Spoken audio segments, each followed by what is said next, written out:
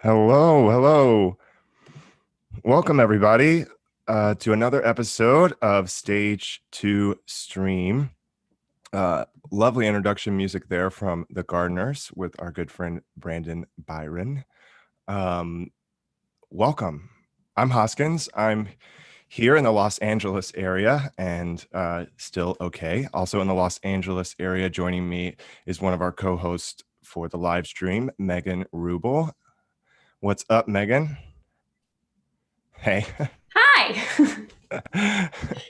And of course, we're always being joined by our amazing tech guru, co-producer, co-host. What's up, Long? What's up? See, Long is being a real trooper, a real team player today because he is a huge Pittsburgh Steelers fan, and no one watching this show probably is aware of this right now. But they're playing football, first game of the season, and Long is still here with us. Wow. I thought you were about to introduce that he's a teacher and that he's dealing with the difficulties of being that right now, but no, it's just No, it's that as well, but it's a thought we little were gonna less have a moment impressive, of I guess. appreciation for teachers, but no. Oh yeah, I guess we could do that. Long, we do this every week where we ask you how school's going. But how are you first with school? How are you, man? Do you want honesty or do you want me to be positive? Whatever you, Honesty. yeah, what you can share on the record, please. I am, how do you say? How do you say? I guess I'm surviving. I'm pushing through. Mm-hmm. I'm struggling, but I'm Okay. winning. I'm winning in fantasy football. All right. So if Long is looking down when he's on camera tonight, know that he's checking his fantasy football score. And if you care about that, you can check out one of our podcast role players. Our latest episode, we did Long's whole fantasy Yeah, football. you can figure out draft. everyone that I have on my team if you're a sports person, and I made some adjustments possibly to my team by the end of the week, so we'll see if my waivers get accepted. But I also am not feeling so great. I got a little bit of an allergy problem, and allergies in a time of coronavirus are always scary. Yeah, man. You're if you sniff at all, it's pretty The terrifying whole for class everyone just around. kind of turns their head real fast and like, oh no. Yeah. Well, Long, do be appreciative because at least your area is not Fire? on fire like ours are. Yeah. Because when we go outside, it feels like we have allergies because it's very smoky everywhere. So I everyone, can't even imagine that. yeah, Everyone man. out there, stay safe. If it's getting close, get out if you can. Do what you can. I mean, I really feel for everyone that's kind of having to deal with all that. The East Coast doesn't have problems like that. We have our own set of problems, but I can only imagine. Yeah, there's a tropical storm hurricane heading right now Yeah, to Florida too. So we're about to get like a foot of rain over the next few days. Ooh. So, we're not the Weather Channel or anything. We're going to try to have a good time today. And let me go ahead and get this out of the way. If you're watching this for the first time, welcome. Stage to Stream is a platform for all different kinds of artists. We do a live stream show, live stream series, and we also do podcasts. So please subscribe to our podcast, download the episodes. We're on Apple, Spotify, everywhere you find podcasts. That means a lot to us. It helps us and the artists that join us. It helps. And all of I'm us. going to add, if you use your podcast service through someone that we're not a part of and we don't know it, let us know. And our best way to do it probably be message us on Instagram. And that way we can work on getting into that podcast service because we want you to be able to hear it on whatever you are used to using. Yeah, we've been having some really, really good conversations about everything that's going on in the world right now. Rain, I don't have to list all the things. It's really everything. I would start listing, but we've actually talked about everything. We had to list our topics recently, and it was like, what have we not talked about? But today we have an amazing guest, Megan. Why don't you introduce this guest? Because of you, we have her on, and we're very fortunate for that. Yeah, definitely. So we have Taylor Bradley today, who is one of my favorite kind of people, which is an impossible to define person. But as she said it, we were talking a little bit before the show. She's a storyteller in every way that encompasses that word. I met her, actually, she directed me in a musical She's an incredible writer. She's also an incredible actress. She does art. Just, you name it. You have a story to tell, she can help you tell it, or she can tell it herself. So hi, Taylor. It's good to see you. Hi, guys. Good to see you too. Thanks for having me on today. Yeah, it's so good to have you here. Um, I Before we jump into a reading of some of your latest writing, or some of your work, I should say, I wanted to ask you. So you started off quarantine. You're from LA originally, correct? You were born and raised here. It's where we met. And then you started off quarantine in New Orleans. Can you talk to us about that journey and then the giant loop that brought you back to LA with us right now? Yes, sure. The question of the year for me is where are you? What have you been doing? What is going on with your life? So I initially, at the beginning of this year, I was planning to move to New York. Insert laugh track here. And I was like, okay, great. So I'm going to pack up my car, everything that I don't need. I'm going to get a storage space for it. It's a long year already. I was kind of couch surfing. There was this major change that happened in my life. And then I was kind of just bouncing around LA. And then I was like, you know what? Now's the time. I don't have a consistent job. I don't have kids. I don't have a lease. Let's go to New York, because this is what I've always wanted to do. So I put all my furniture and everything in storage, and I loaded up my car with everything that I needed. And every year I work the Tennessee Williams Literary Festival in New Orleans. So the first thing I did was I headed there mid-February, right after the Oscars. And I was all excited to go, and I got there and we started planning for the festival, and they were like, oh, there's this thing called coronavirus, and it's fine though. It's just in Washington or something. Like, we're going to move forward with the festival. Everything's fine. So we kept planning as if that's what we were doing. And by the second week of March, the festival was at the end of March, supposed to be. By the second week of March, we were like, okay, this is not something that's feasible. And it looks like the whole country's shutting down. So I helped start, issuing refunds, and I was still in New Orleans. I still had a job, and I was staying at the Airbnb that I was staying at. And they said, you know what, you can stay for longer if you need to. That's okay. We worked it out. They were very generous. And I just said, okay, let's just play it 1 week at a time. Let's see what happens. But I was still planning on going to New York. I ended up being in New Orleans for 3 months instead of the one that I was initially planning to be there. And then eventually I was like, you know what? I'm not going to give up. I'm still going to drive up to the East Coast. I have family up there. So I drove up to the East Coast and stayed with family in Boston, right outside of Boston. So I drove all the way up. It took me about 2 days, stayed there. And I was like, I'm just going to wait. And then eventually I was like, I can't keep hanging out on the East Coast with no job, no money, nothing to do. There was like this landlord situation. It was messy. Anyway, finally, I ended up coming back across the country, and I went through the top. So I went through like Chicago and Iowa City, where I went to college, and down through Nebraska and everything. I hit 34 states total since quarantine has started. I've driven through 34 states. So holy put a lot of miles on my car. I was going to say, did you track how many miles you drove? I ended up going back and doing it because in the moment I was really exhausted and just trying to get to my next spot. And I was like, I'm just going to observe and, be a sponge, because I'm writing about these last 2 years that have been such a whirlwind. So I was just trying to absorb and write as much as possible. And then I went back recently to write my prologue for the book. And I was like, how many miles did I end up tracking? How many states did I go to? How many beds have I slept in the last 2 years? 56, by the way, if anyone was curious. 56 beds in the last 2 years. Whoa. So it's been, you should read the book. You got to read the book to hear all about it. Exactly. So you've finished writing the book. When can we purchase it? Well, I'm trying to do this one right. And by right, I mean, try to do this typical publication route. I have a couple of books out that I've like self-published in the past that were like poetry and poems and short stories and things like that. But this one, I am querying agents currently. So I've been sending out query letters to agents. I know, I'm like, you know what? I think this one actually has like some real legs. Like, I think this could be a New York Times bestseller. And like, I mean that. I'm not just like, I'm a great writer. Like, I think this is really cool. So I was like, if any time is the time, now is the time to like really try and sell this through a typical agency. So that's what I'm trying to do. So I don't have a release date. Yeah.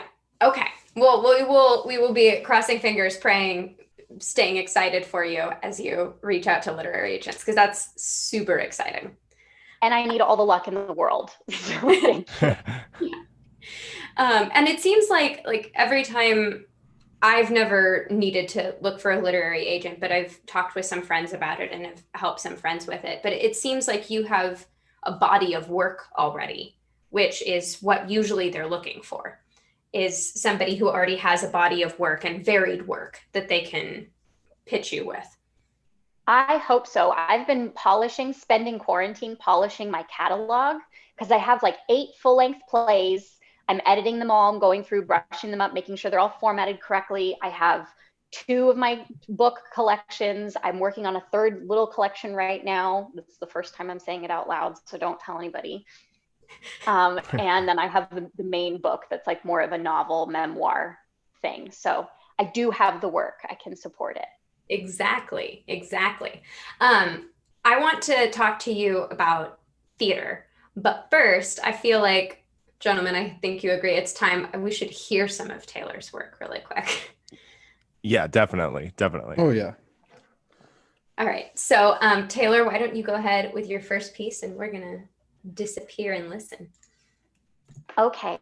So the first piece that I'm going to be sharing with you guys today is called Graveyards. So settle in. I love story time. It appears that I have taken up strolling through graveyards as a new hobby. Honestly, I'm a little disappointed in myself. It feels too on the nose, so to speak, or intentionally quirky. I feel ashamed talking to people about it, but it's really all I've been doing since the world closed down. It started when I took a drive to Manchester by the Sea for a lobster roll a few weeks ago. In order to walk on the beach, you have to have special permit proving that you were a resident of the city, but the beaches weren't the only challenge. I couldn't even find a place to leave my car to walk through the gardens or city park. Everywhere I turned, there were signs that read, "Permit parking only, social distance, wear a mask." I took the drive up the coast just to get out of the house, but I was dying to stretch my legs a little. Being confined to a car is not too much better than being confined to a house. You can still feel stir crazy if all you're allowed to do is drive in circles. I continued on past Main Street and the local church and the edge of town antique stores, all closed until further notice, when I found a graveyard with an abundance of permit-free parking and no foot traffic. I got out of my car, mask in hand, and walked up and down the rows of tombstones. It was silent. The grass was well maintained, and I quickly realized the age of most of the graves made it as fascinating as a trip to a history museum. When I got home, I Googled cemeteries near me and found a handful within 2 miles, which started my 5-mile-a-day walking habit. At first, I was just content pacing the rows and reading the dates and quotes and life titles like wife, mother, daughter, sister, or imagining what the funeral was like, standing in the same spot as the small crowd of friends and relatives as they shared memorable, now symbolic stories and read from the Bible and sobbed, or not, as they watched someone they knew get lowered into a hole in the ground to decompose, but tried not to think about that particular element of death. Then I started keeping track of the graves that had a familiar name or date on them. I had a folder in my phone with Bradley's, Taylor's, October 30ths, and any other combination of friends and family members' names and birth dates. It helped me to come to terms with both my own mortality and the eventual loss of everyone in my life. I forced myself to stare at these markers longer than what felt natural, feeling the little hollow pocket of misplaced earth beneath my feet, encouraging my uncomfortable brain to acknowledge the modest distance between the soles of my shoes and the decaying bodies in pretty, overpriced boxes. Strangely enough, this was the only place the surrounding strangers were forced to stay the government-recommended 6 feet apart. Soon after that, I started looking in the ground's trash cans for dead flowers and crumbling grave tokens, curious about the temporary reminders that people chose to tell themselves that nothing is permanent. I never reached inside or touched anything. I simply looked into the open air metal waste bins to observe whatever was visible before continuing on my way. Then I remembered my Charles Dickens epiphany. I thought back to my time in London while taking a self-guided audio tour through the Poets' Corner of the Westminster Abbey. My eyes were glued to the high ceilings and marble statues and bright red poppies that decorated the tombs of soldiers. I looked up at a giant carving of William Shakespeare, who was not buried there, but who was commemorated at the Abbey. And I thought about this small black statue my mother had on my childhood mantle above the fireplace. It depicted Shakespeare sitting, much like this one, with his pen at the ready. When left to entertain myself, I would compliment his latest works and move the back of my hand behind the sharp point of the metal quill, imagining him blessing me with an autograph in return. I was such a strange child. The audio recording playing through the small device I rented directed my eyes to the floor of Poets' Corner, where the likes of Chaucer, Jane Austen, and the Bronte sisters were buried. It walked me through the history of this section of the Abbey, listing off facts and dates like an oft-recycled history textbook decades of students had paraphrased for assignments. Then I saw it. Charles Dickens' name in gold lettering on the marble ground beneath my dirty tennis shoes. Something about the gravitas of this moment was too much for my tiny human brain to comprehend. The voice of the guide coming through the headphones faded into white noise, and the world beyond this slab of stone blurred away into inconsequential movement. In that moment, I understood what it meant to die. I understood every story about any person fighting tooth and nail to leave behind a meaningful legacy. I understood the temporality of existence and the meaninglessness of success. You can't take it with you. It might get you a spot in the floor of Westminster Abbey, but the only difference between an eternal resting place here or in a small cemetery in an insignificant suburb somewhere in the middle of America was a view of the bottoms of hundreds of tourist sneakers a day, or the silent fear of being forgotten. A guard shouted at a tourist to refrain from cell phone use in the Abbey, and he argued in broken English about the importance of the call, refusing to hang up. I looked around at C.S. Lewis and T.S. Eliot and William Blake and imagined them all rolling their eyes and scoffing at the pointlessness of quarreling about such inconsequential drivel. I couldn't help but wonder, were they doomed for all of eternity to witness the futility of the human condition? Did being a remarkable observer of mortality net them no more than a forced eternal gaze, never to understand, but to always pity? I found myself hoping that death brought nothing but unawareness of what continues beyond our physical existence. Maybe they were all truly gone. Maybe they would be spared the pain of seeing the development of reality television and low-rise jeans and a global pandemic becoming a political argument. Maybe they existed simply to observe and enrich and laugh until their ribs hurt and sob uncontrollably when they lost lives that they cherished. Then they were released from the cringy inconsistencies and disparities of life into nothing. Maybe the secret to grasping mortality lay in understanding death's ability to make equals of us all, even the monoliths like Charles Dickens. I did some more metaphorical digging. I went straight home and Googled famous authors buried in New England: Emily Dickinson, Nathaniel Hawthorne, Louisa May Alcott, Thoreau, Emerson, Cummings, Kerouac. The list seemed to go on forever.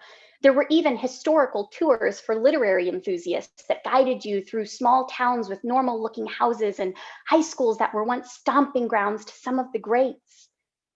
Within the week, I visited Sylvia Plath's childhood home, the grave sites of Emily Dickinson and Jack Kerouac. Although I felt a morbid sense of closeness to their physical presence, the distance I felt was much more profound, more painful. I felt as though I was being mocked from afar, like something could see my desperation for a sign that one's life work matters, that creating things for other people to appreciate and connect to matters.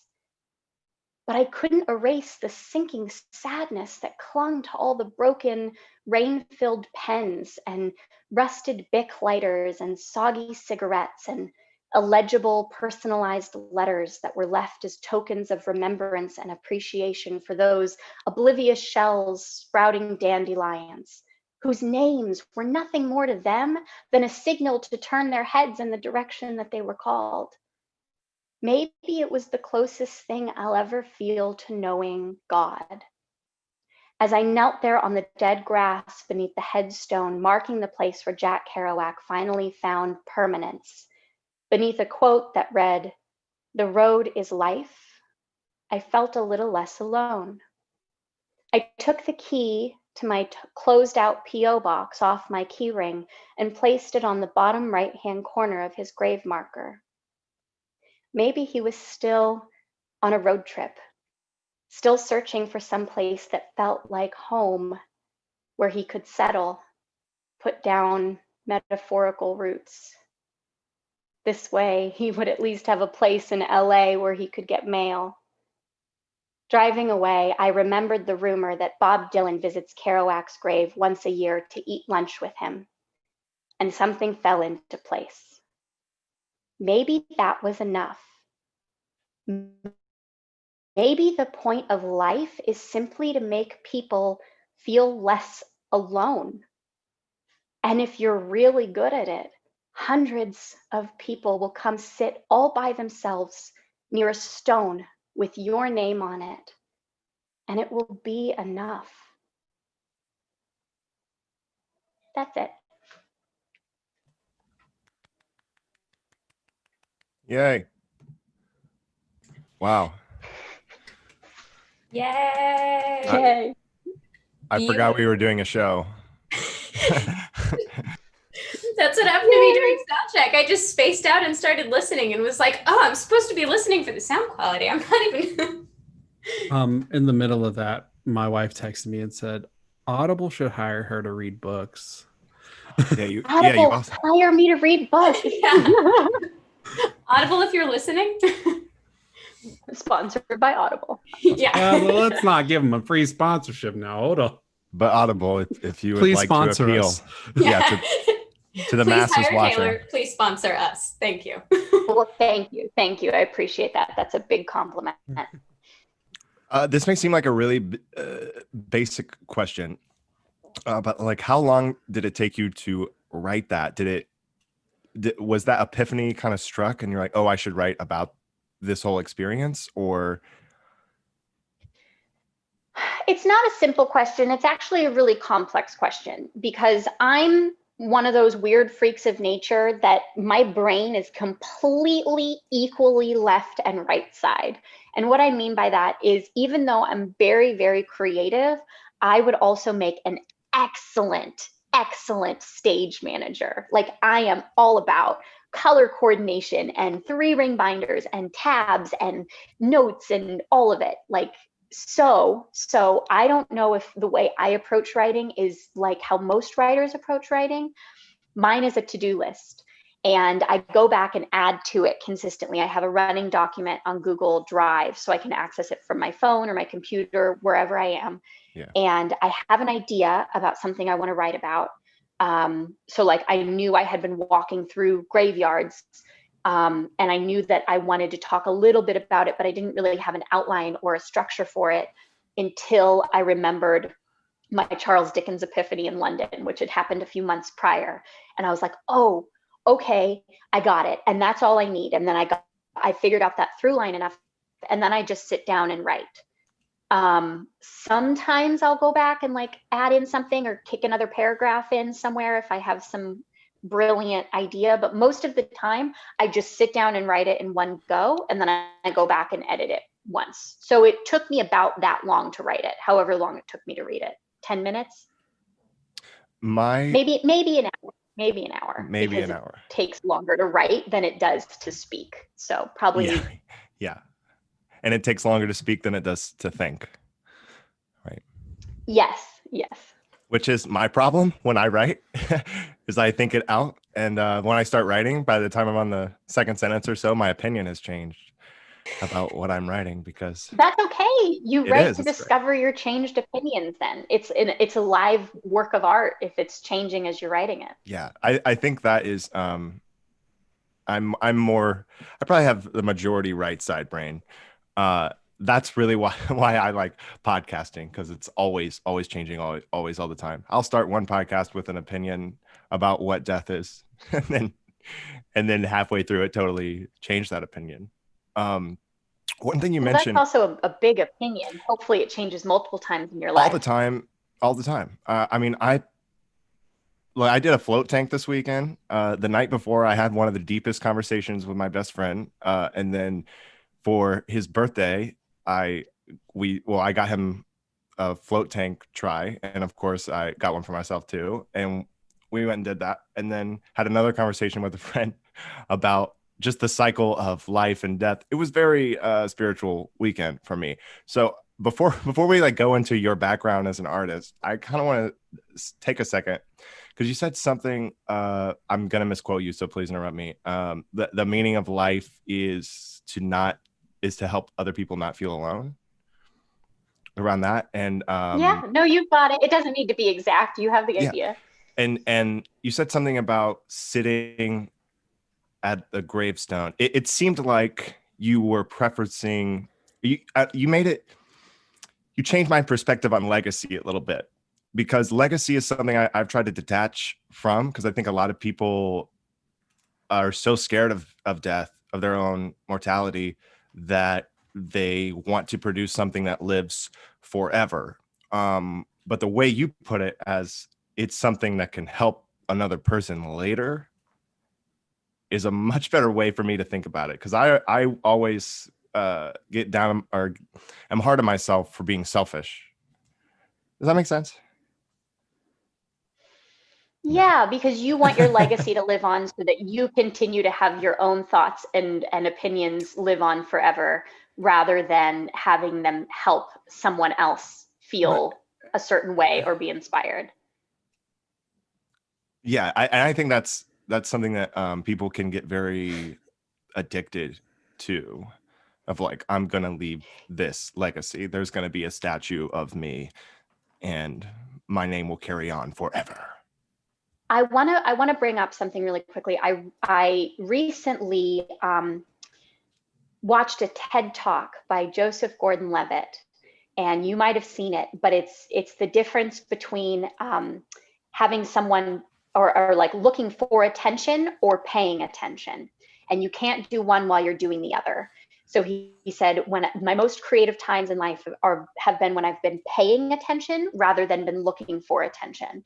And I think it really spoke to me, especially recently, because with quarantine, it was the first time I really separated myself from trying to promote what I was doing and self-publish my work and everything. And I said, you know what? This is just going to be a time for me to work, for me to put in the work and do and hone my craft, and just dump everything into being the best writer I can be, because I have all the time in the world right now. And nobody needs to know that I'm doing it. I mean, it's kind of paradoxical because I'm saying this on a live stream that is promoting me as an artist. But We invited you, the though. idea You get an is, excuse there. We brought you on. So that's you're true. I didn't reach out. But basically, I decided that this year was not going to be a wash for me. And it was not going to be just like, oh, well, I just had to get through it.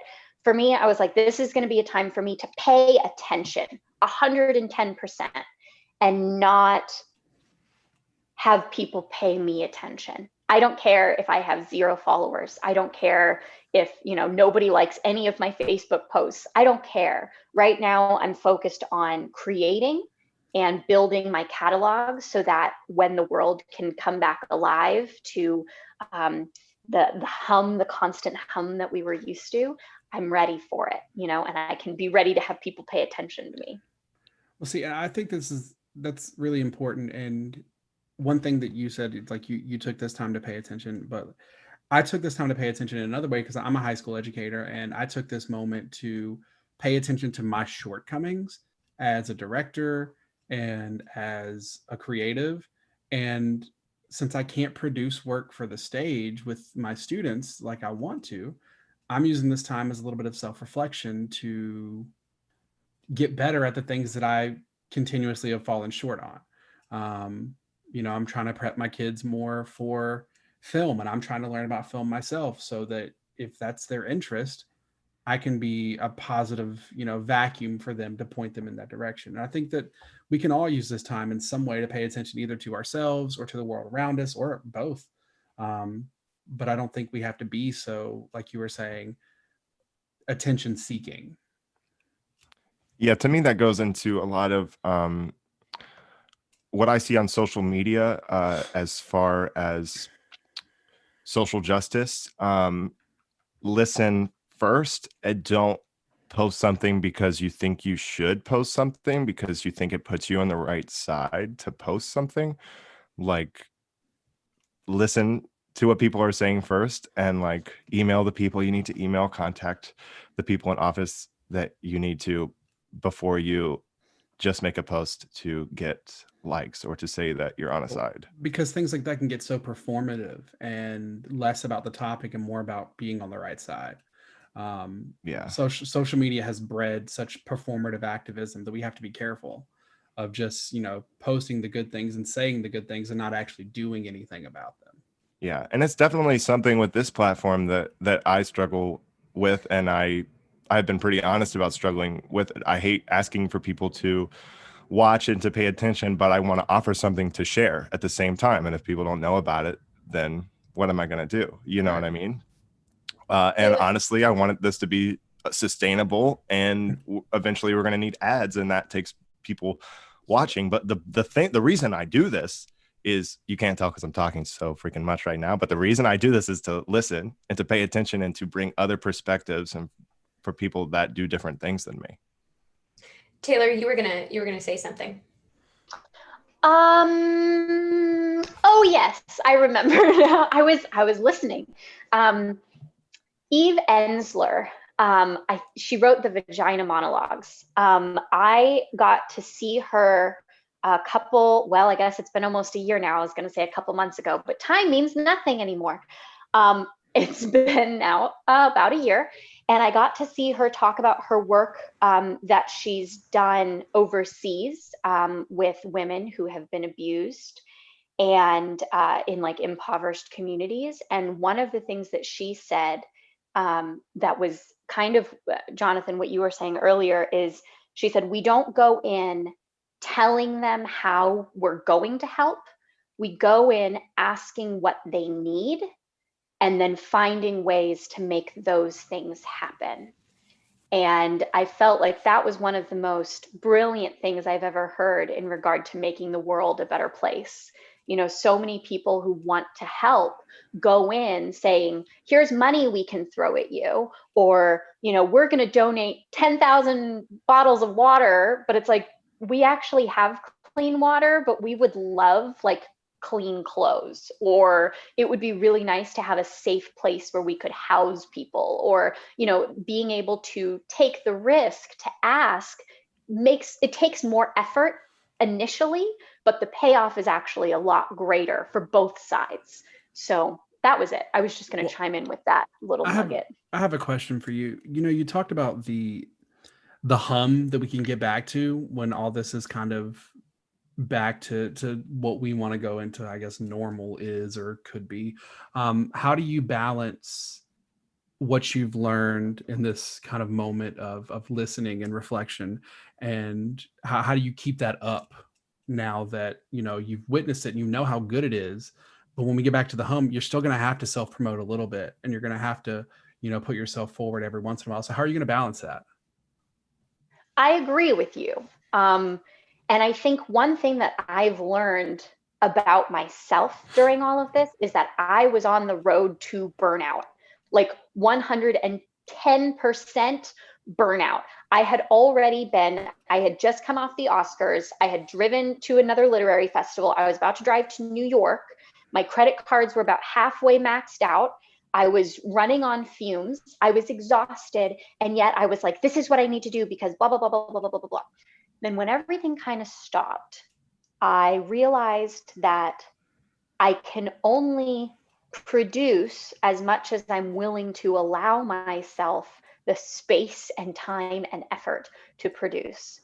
So moving forward, the balancing act is going to be learning what I need and being able to set up my boundaries. Boundaries have been like my word of the year. If anyone watching this is looking for a word of the year, have it be boundaries, because my God, has it changed my life. Not only as, yes, Megan, not only as a woman That makes who, sense. and, you know, I feel like I've constantly been someone who is so afraid of making people uncomfortable or slightly, you know, put off or whatever, that I was putting myself through the ringer and matching all of my duties on no sleep and doing all these things for everybody else and not being willing to ask anybody for help.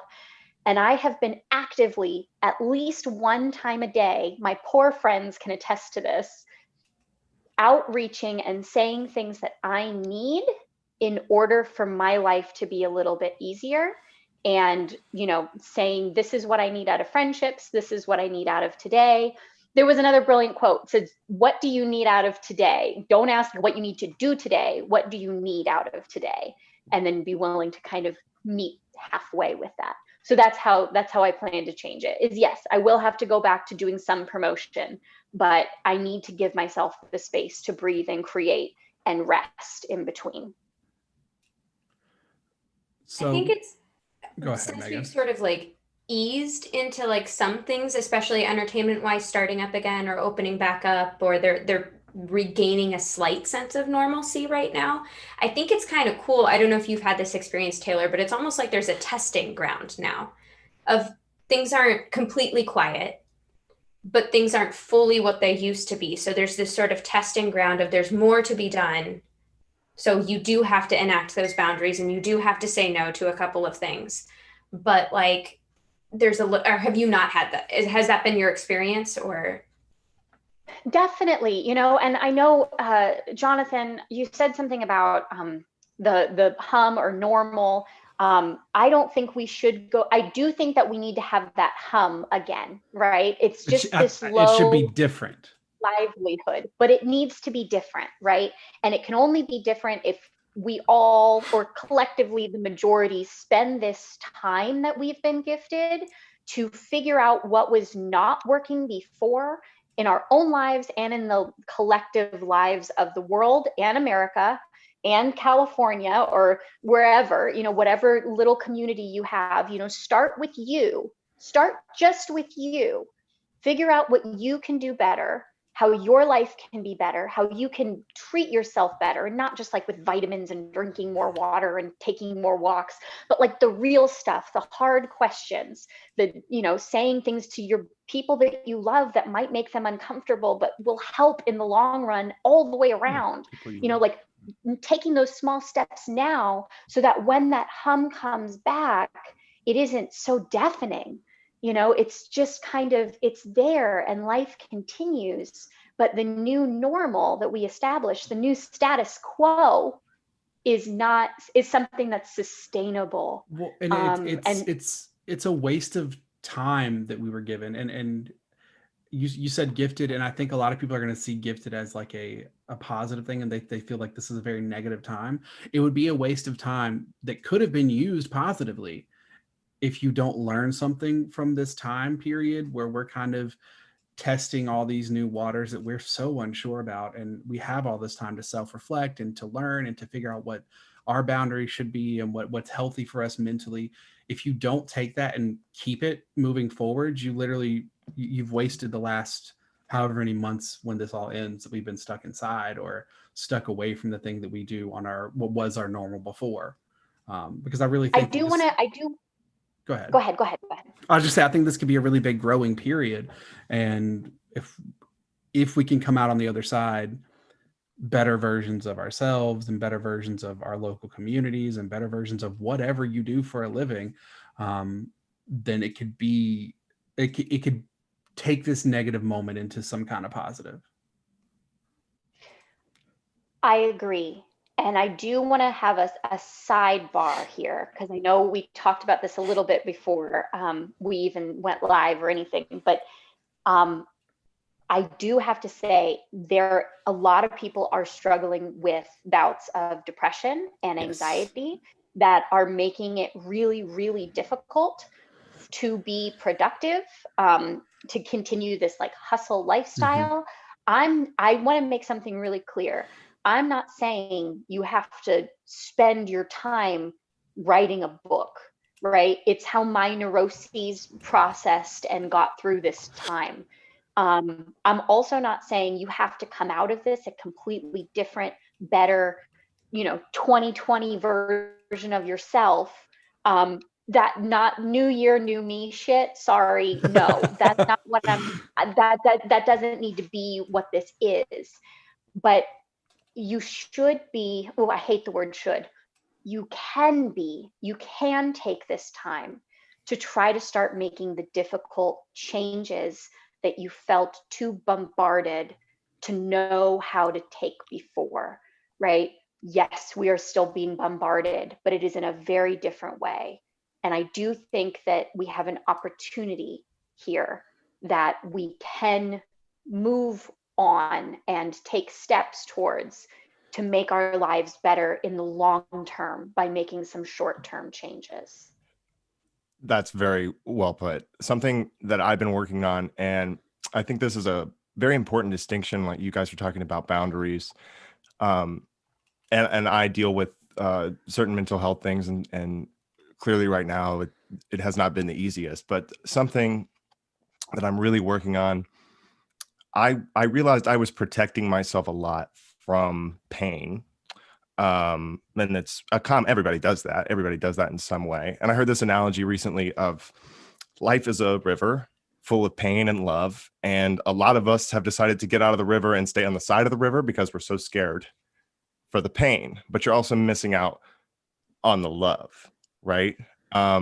So for me, when I walk down the street, when I did the past few days after a nice conversation with someone, I realized that I had just been looking down to avoid every single person as I walked by because I didn't want to have a negative interaction with anyone. I just wanted to look down and keep going. But that was just numb. That was too strong of a boundary. That wasn't the correct thing to do. So now when I walk down the street, majority of the time, people don't look at me back. That's fine. I get that. But I was scared just to look and smile at someone who wouldn't smile back at me because I was terrified of this pain, this rejection from someone, just on that small scale. So the past few days, I've had a few positive interactions, a lot of nothing interactions, not really any negative to speak of so far. But I've tried to embrace that if I feel rejected or if I feel ignored or hurt, to truly accept that feeling and to say, hey, that's awesome because now I'm open for love. Now I'm open to pain, but I'm also open to love and to positivity instead of just numbing yourself for so long, which I think a lot of people are doing in quarantine and in a world where everyone's tension is incredibly high. So as important, boundaries are incredibly important, but I think our brain tricks ourselves into what boundaries we should put a lot of the time. I think that's why it's really important to like do the work into what like boundaries do mean, because you're absolutely right. It can totally get taken to an extreme where you're building walls instead of fences, right? Instead of saying like, this is my property, this is what goes over here, and like this is what stays off of it. It's like building a wall is a different thing. Yeah.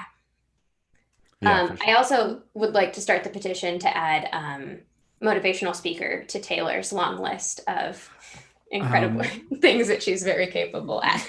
My wife would probably also want to add her to some kind of marketing thing, because a lot of what she says applies to her work in the marketing world.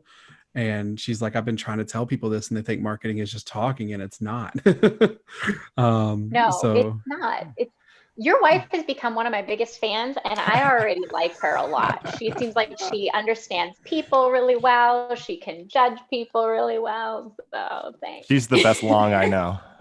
I do want to pivot because we have some, or I have a question in the chat. Yeah, it's a good question.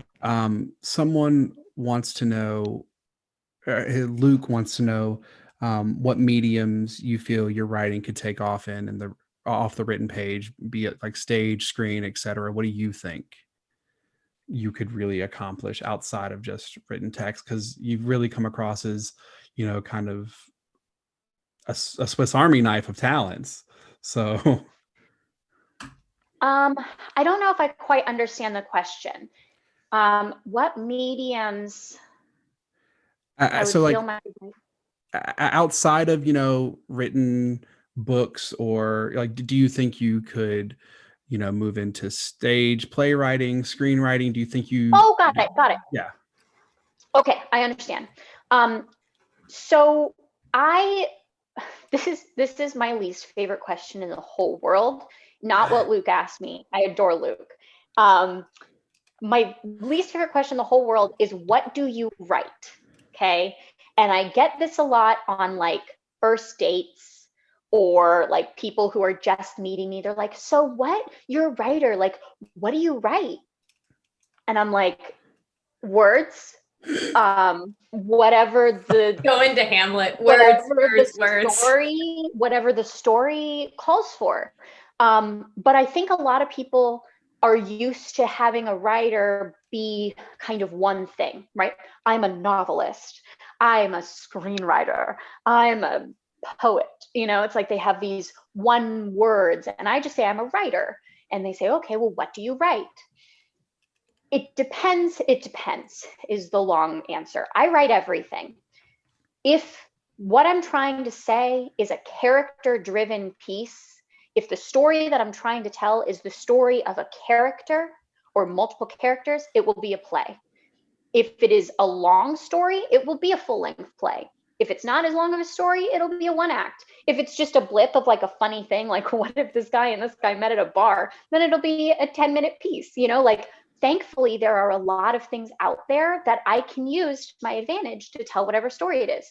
I write poems all the time, mostly when I'm being kind of moody and like a little like angsty, like teenager Taylor. I'm like, the world is dark and dreary, and I write, that's when I write poetry. It tends to be like the in my feels poetry happens.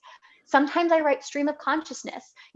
Especially if I'm using my typewriter, I will sit down sometimes and I'll start off like, I'm going to journal today, or I'm going to write something fun, or I'm going to make a list. And then it just turns into this giant chunk of text that is my brain stream of consciousness. And I go back and read it and I'm like, oh my gosh, I'm unhinged.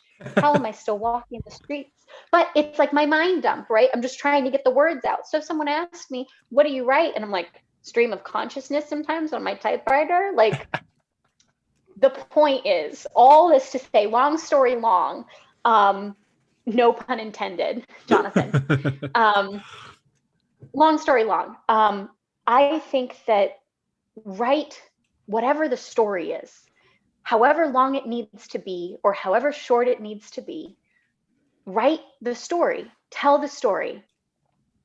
That's it. And whatever medium you want to put that in, whatever umbrella it falls under, great. Well, it's just funny because one of my favorite, I guess, written creatives, and I know it's probably one of Jonathan Hoskins as well, is Tennessee Williams. And Tennessee Williams wrote a little bit of everything. I mean, he wrote novels, he wrote plays, he wrote poetry. Some of his Everyone knows that's a Tennessee Williams dance. It's on TikTok right now, by the way. So happy. Oh my God, he's my favorite. I love him. And even in his plays, it's got such a poetic nature inside of it. And it's just, it's part of it. Like, you can write a play with poetry in the text and the language. That's the stage directions. That man claimed to be a poet before anything else. He always said, I'm a poet that also happens to write plays.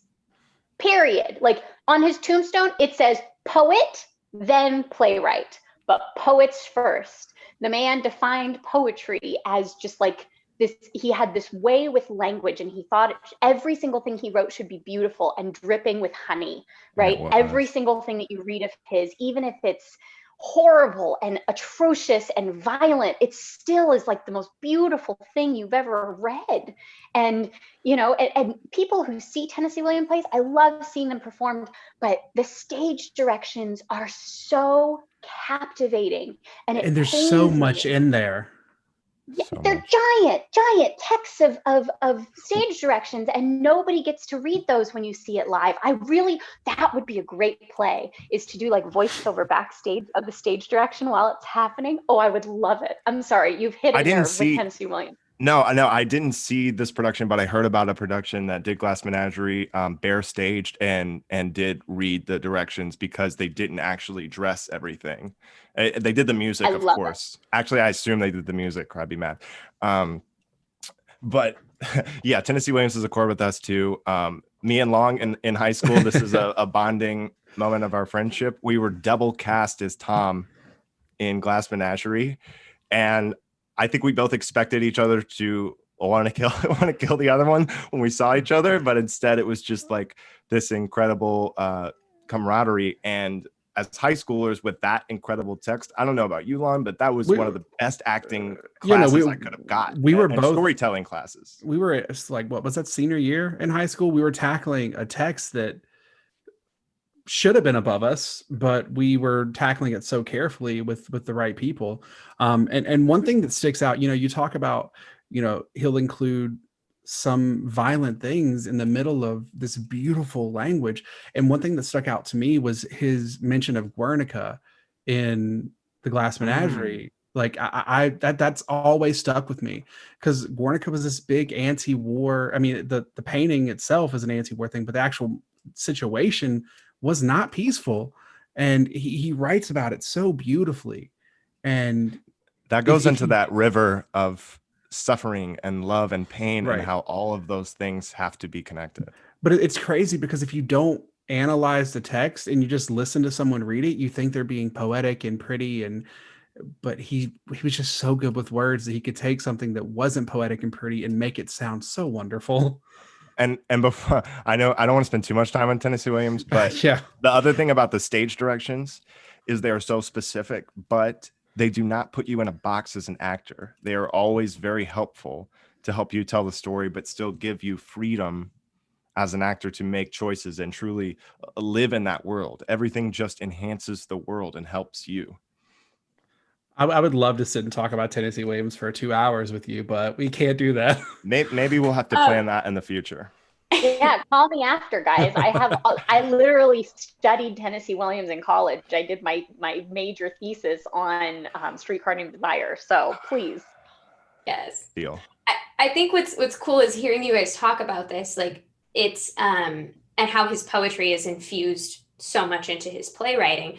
Having read some of your plays, Taylor, the same goes for you, actually. Like your poetry very much finds itself present in your playwriting as well. And so I guess my question would be, do you think rather, so if the question you hate is like, what do you write, is the more appropriate question like, what kind of voice do you have when you write? Like, what is your particular like written magic that you bring to the table? Okay, I've got it. That's a great question, and I'm very excited to answer it. My goal when I approach a new project is to take something that is ugly and difficult and complicated and messy and make it into something that is a little bit easier to understand and process, and maybe even find a hint of optimism about.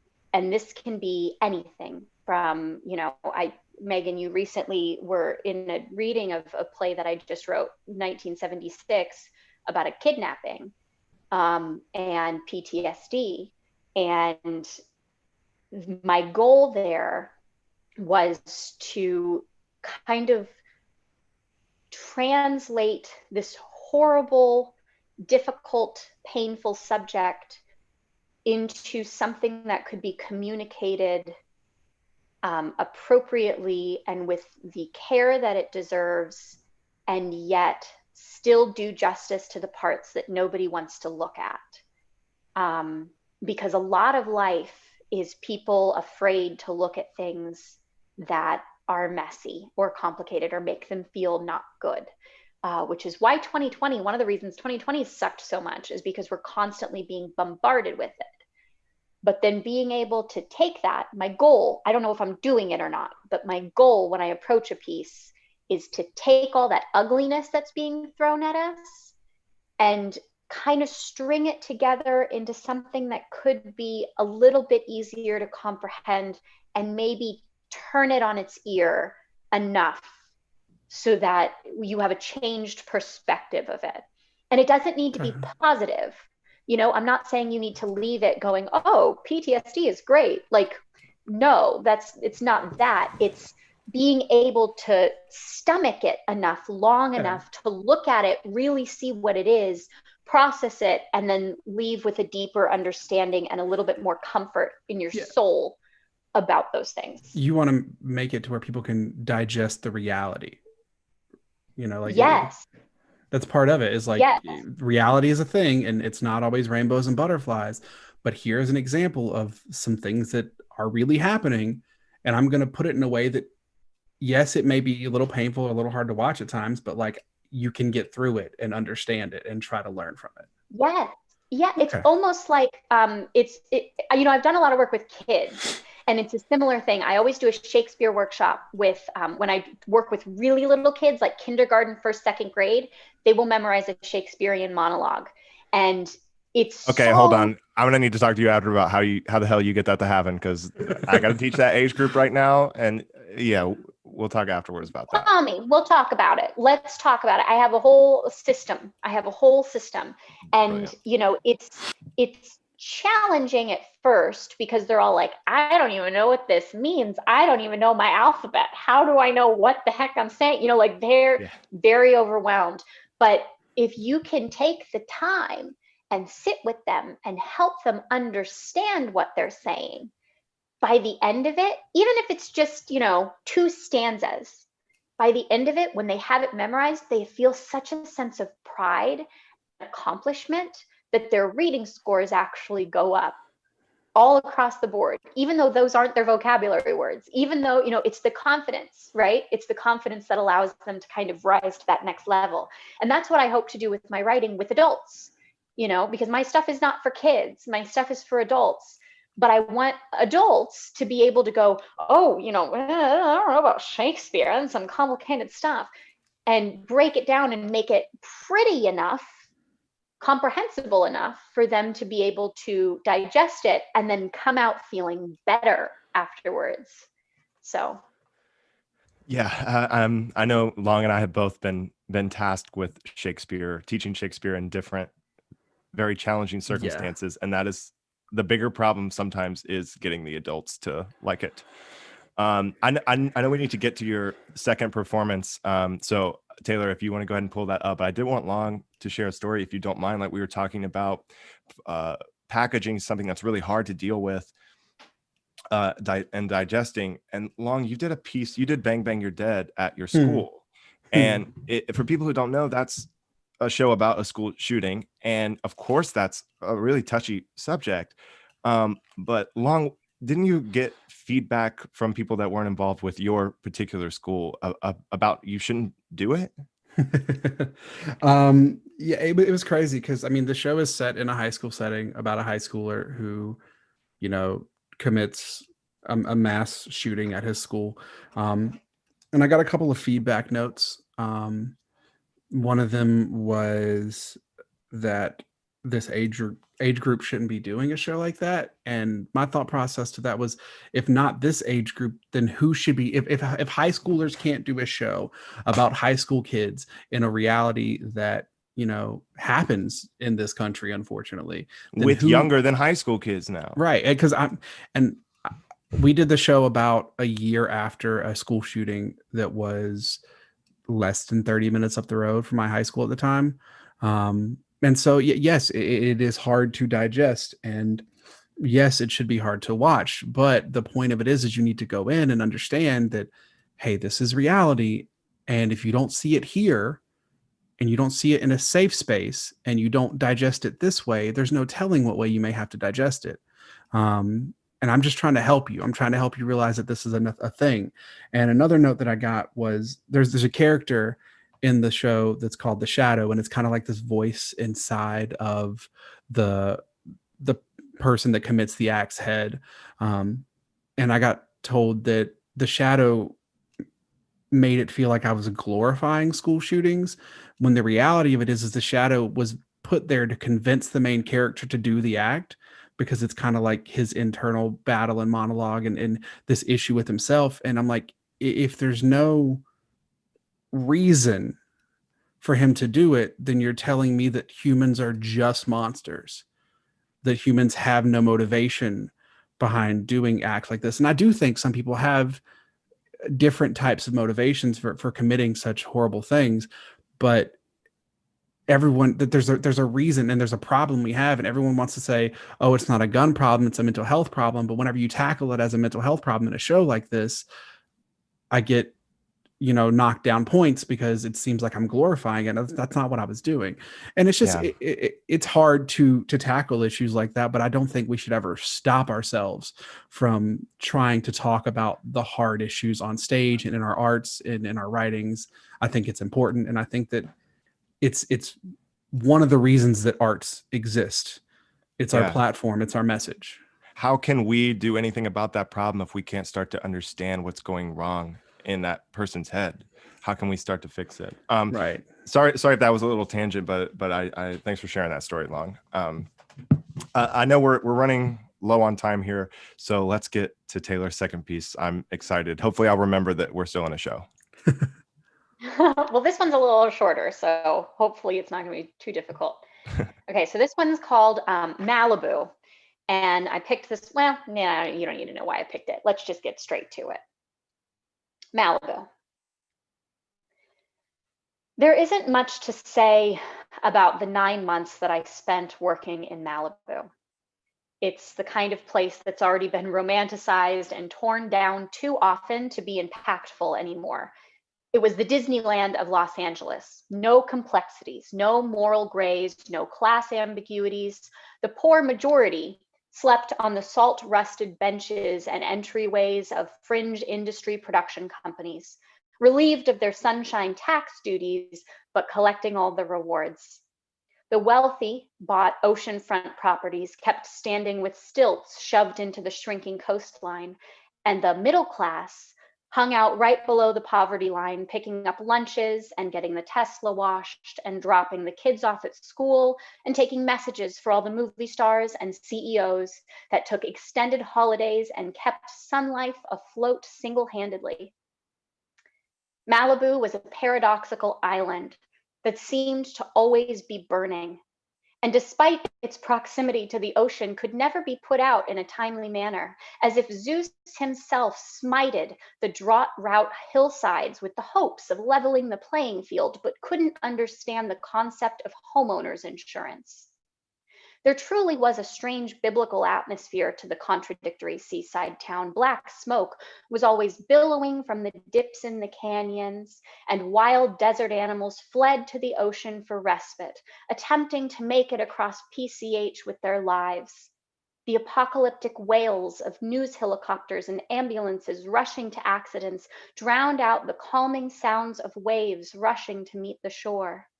A phoenix, stuck in a cyclical rebirth, unable to evolve, cursed to reconstruct again and again from its own ashes into the same Xanax-fueled creature. All the money in the world, but no functioning wings. Proof that you can have all the frequent flyer miles known to man and still have no idea what true freedom is. My office window faced away from the ocean, but I would watch the deer grazing on the hill near the tree my coworkers found a man hanging in just a few months prior. Right below that was the alleyway behind the liquor store.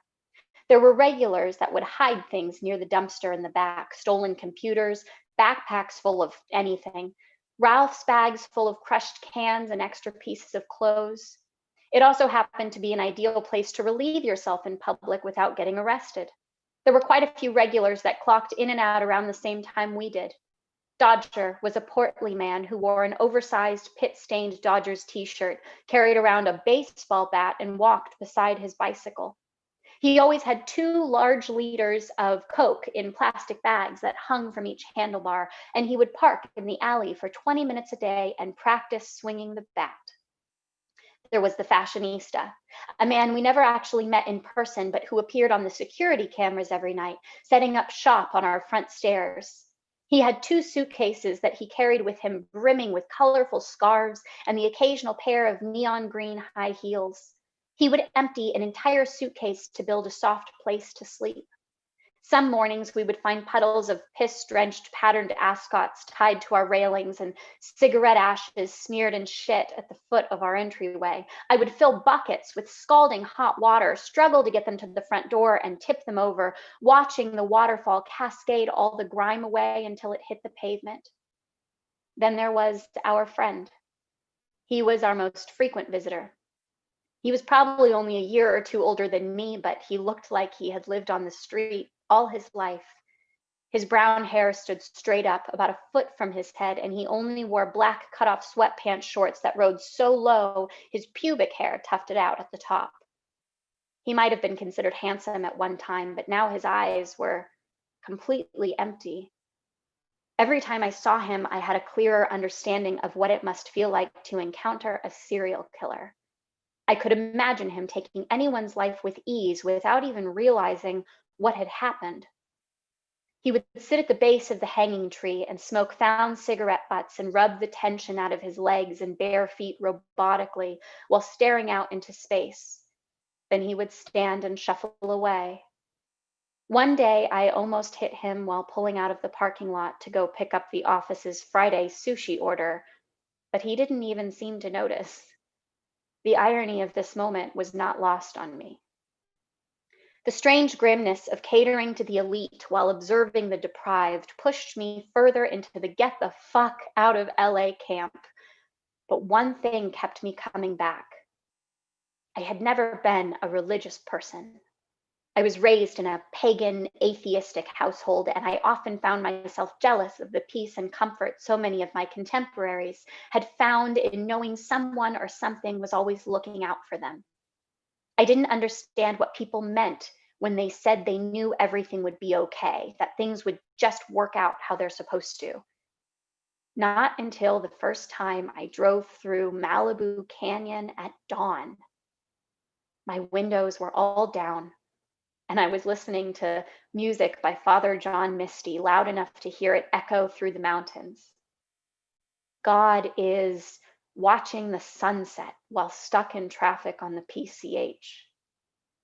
And I was desperate for reminders that I was where I was supposed to be, that everything would be okay. That's it.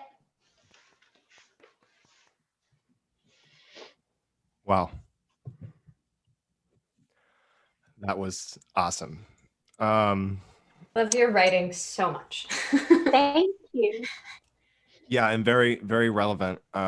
So if you're not from this area, it may be nice to know. I think it was 2018 when the Malibu fires were there. Is that when you wrote it?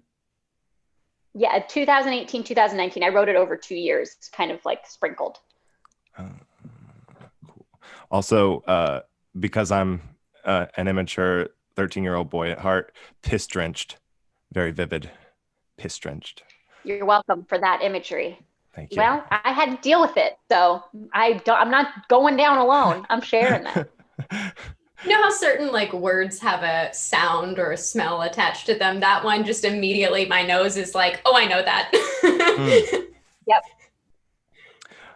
So Taylor, not only are you a writer, you're also an artist, like a visual artist, right? You do some work. I am. Yeah. So with that being said, we're about to look real bad. Yeah, the Jonathans are not going to look good. Preface this with, I had a not as good game, admittedly, not as good game planned, but this was Hoskins' idea. So Hoskins has done this to himself. I love to self-deprecate. Well, All now for I the feel sake like of there's you. pressure. My game drawing isn't going to be good, guys. It's not going to be. It's going to be like kindergarten game drawing. It's still gonna be better than mine.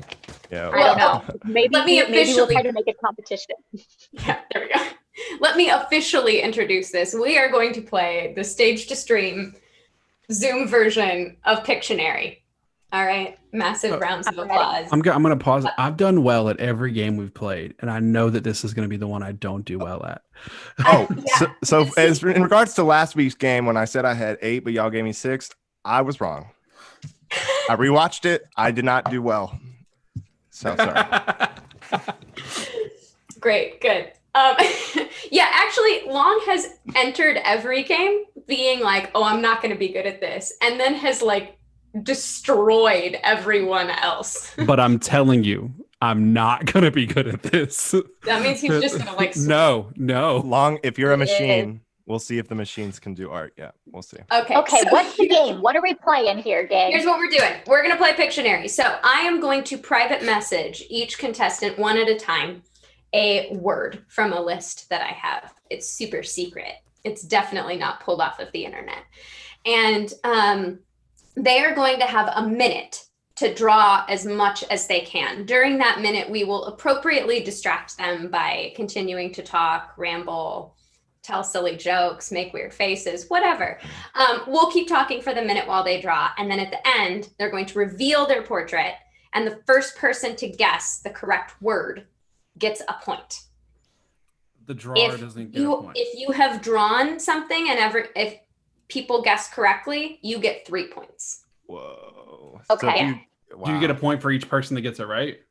As long as I'm not keeping score, I think I can do it.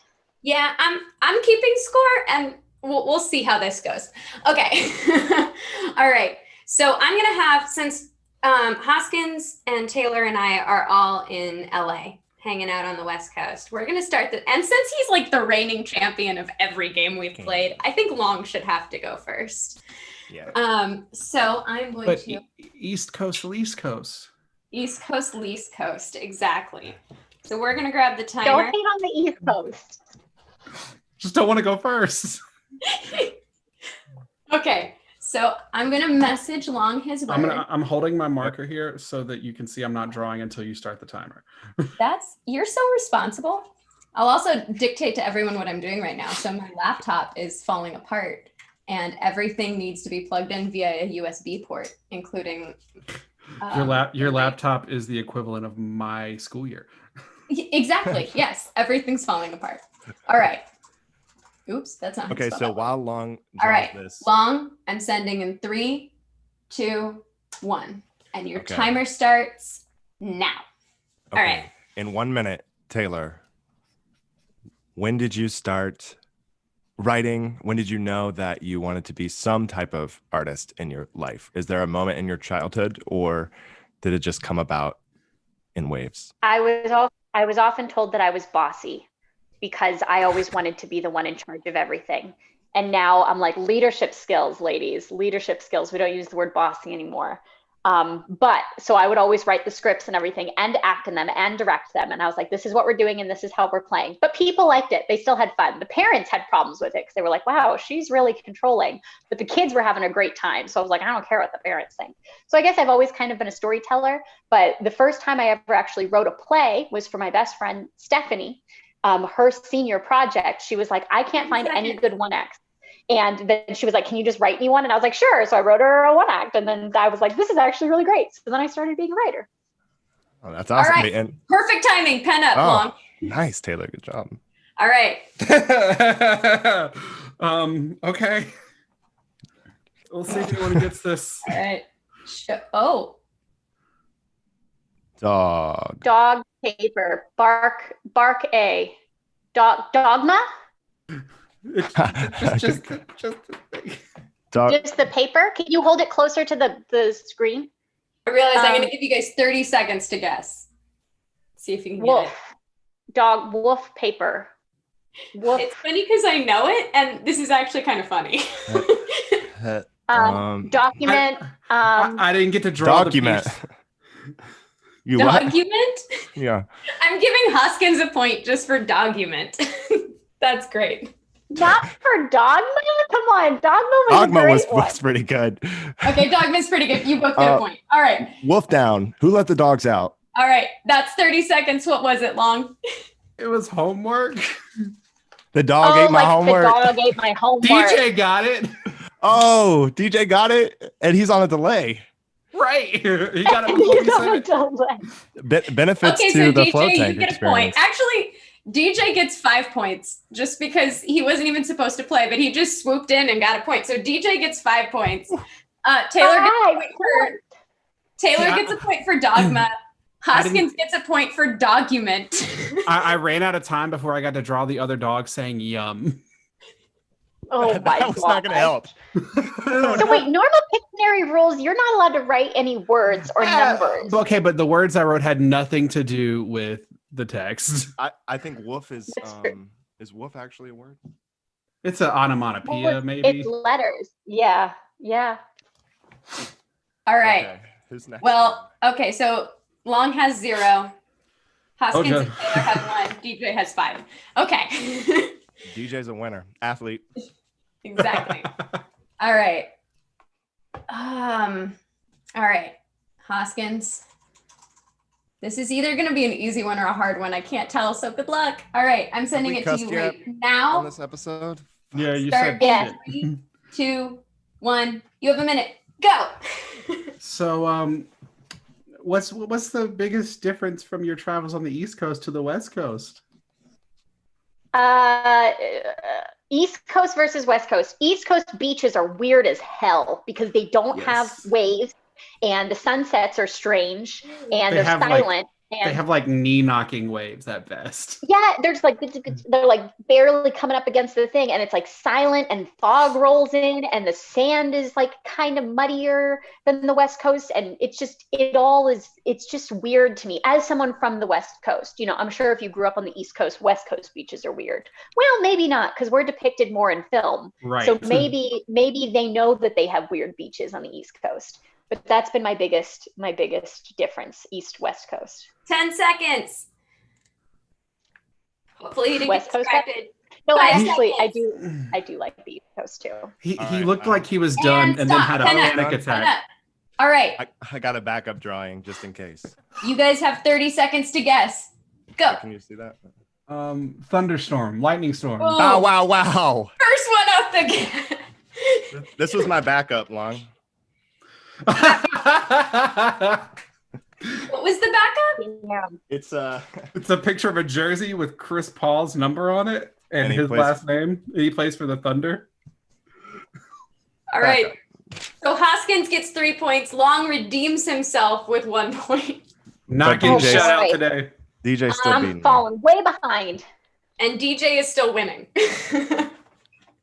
Well, Taylor, if you guess your own on this one, then you would win, right? Guess No, you're all everybody good, but- else has to guess mine. Then I get enough points. Exactly. So everybody has to get it. Everybody in the chat get it right too. Yeah. Oh Yeah, yeah, Mom. if you're watching, guess along. Except You can get DJ, because then you'll get 5 And- points again, and that's not fair. Yeah, like Long, you got nothing for DJ, couldn't it?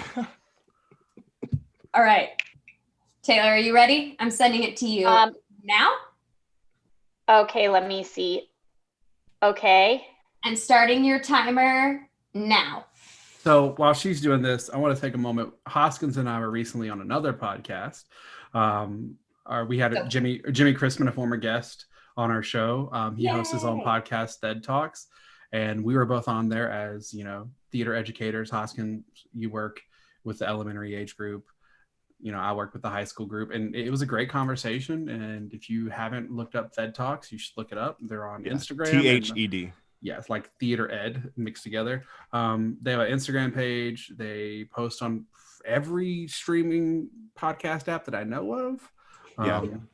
So, And even if yeah. you're an educator who isn't specifically a theater Some major, great- teacher, some it's great helpful. conversations regardless. Well, it's awesome how theater education bleeds so easily into other areas of education too. Right. 10 Yeah. seconds.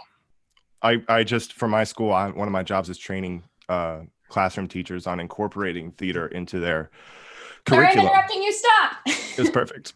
Pen up. All right, 30 seconds to guess. Go. Hocus pocus? Spell. Witches? Magic. Yeah, there it is. What? Hocus was pocus. magic. Ooh. Can I just I want to out my nerdy self for one moment. I did a Black Lotus Magic the Gathering card just in case there was any Magic the Gathering players, because I was like, hopefully they get this, but if not, Magic the Gathering, Black Lotus. You were like throwing everything out the window and seeing what stuck there. So I was trying. if we give any style points, you would beat us by a long shot, because that looks so much better. I think we should petition to give style points. I think we should petition to give style points. So I'm going to give a point to Taylor for best style, which puts us in this awkward position where we have a three-way tie between Hoskins, DJ, Taylor, and DJ. DJ hasn't even drawn anything. Hey, man, but that's my brother, so we put our points together. No, that's not how that works. Okay. All right. So I don't know how to award points to DJ. But here's what I'll do. He'll take I'm both going cards. to I'm gonna have long draw one more time actually. Okay, great. And Long- and DJ, you're gonna get it right. Just DJ. and we'll see who gets it. DJ, if you get it at all, we'll just like call He you. wins. Then you just win. Okay. I'm drawing this specifically for DJ. Okay. Long, I'm going to give you a weird one. Since this is the tiebreaker, I feel like a weird one is necessary.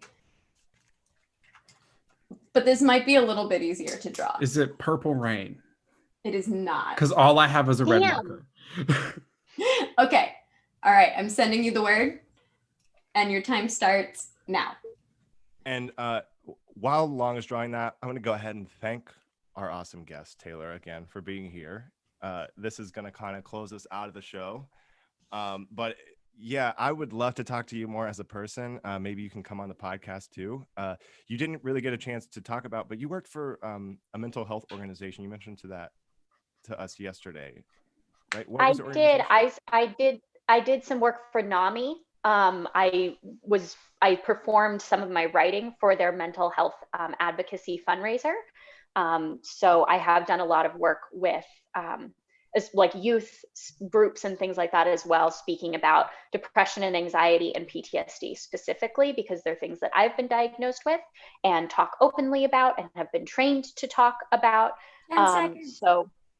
So yeah, I would love to talk more about that, maybe on another podcast or whatever. I'm totally down. That would be awesome. And thanks for like giving a different dimension to our show. We haven't really had Pen anyone up, kind of Long. share their work. But also, you're going down. Well, that was a great transition. All right, 30 seconds on the clock. Long, hold it up. Donald Trump? Wait, no, Taylor gets a point for that too. Unfortunately, that's not it. Can you hold it closer to the screen? I don't know what it says. Is it evil? Is it Hitler? I'm so bad at this. Blinded by the Light. All right, DJ, I need you to come in with the right guess. Stevie? Is it? I can't. All right, time's up. I mean, Does anyone technically, I think don't have DJ's eyes on the live stream chat. Did you get it? I think DJ's is the closest. What did DJ say? He said teacher, It's you. which is how I feel when I get home. I mean, it's Is it Who is it? It was Is it- zombie. Zombie. What about brains? I Why was- was he okay. holding brains? I Or, was like, trying doing to. this. Okay, let me explain. I was trying to draw the brains, and then I ran out of time, which is why there's like a weird red mark on the end because I just I scribbled thought it he out. I was was like shooting fire out of his hand. I was afraid Yeah. that the brains would throw you off because it didn't look like brains. It looked more like static electricity. Yeah, I think Taylor's guesses were more accurate to what Yeah. it actually was. I But think so. I think if I Megan think had given Taylor's me either of and those DJ. people- Yeah, I think Taylor's and DJ's guesses were like accidentally very on point. So I give both a point. So our audience winner is DJ. Our guest winner is Taylor. Long did lose this game. Told you I was gonna lose. I'm terrible at drawing. Hey, the machines can't do Okay, art but- yet. let's understand, I got a legal writing disability. I was born with an extra thumb. My right thumb is shorter than my left thumb, so I can't hold a pencil or pen correctly. So what's up? Yeah. How do you feel now? He had to have a special keyboard when he was in school to I type did. his notes. Because my teacher That's couldn't read my amazing. notes. Not because his binder broke every day and the papers went everywhere. Uh-oh. Okay, so we're by far, this is like our longest episode, so we should get out of here. Thank you again, Taylor. Thank you again to my awesome co-host, my partners in crime. Thanks. This is my favorite part every 2 weeks, to hang out with you guys and to talk to new people. So thank you so much. And thanks to the people watching. DJ, once again, you win. We didn't get a chance to play basketball this weekend, but you have defeated me again. Sorry, I'm a little upset. It's okay. Even when I lose, I win because I won my fantasy game. Congratulations. And that's the full circle from the beginning. So Long, I'll let you take us out of here. If you haven't already, find us on Instagram at Stage to Stream. Obviously, you're here on the YouTube. If you haven't subscribed, hit the subscribe button. If you haven't hit the bell to make sure you know when we're going live or posting anything, that's another good step. If you have any feedback, Instagram, put it in the comments here on YouTube, whatever you got to do. And also find our podcast, Stage to Stream, on Spotify, Apple Music, and a bunch of other stuff. And if it's not the one that you use, like I said in the beginning, let us know and we'll try to get there. Some of it's got a little bit of a delay, but we'll work on it. Yeah, I'm happy to have you guys working with me. I'm happy that I got to meet you, Taylor. It was great talking to you. And we'll see you guys soon. Thank you guys for having me on. Of course. Thank you. Thanks again. All right, you guys. Take care. Oh, am I supposed to rant? You missed your rant.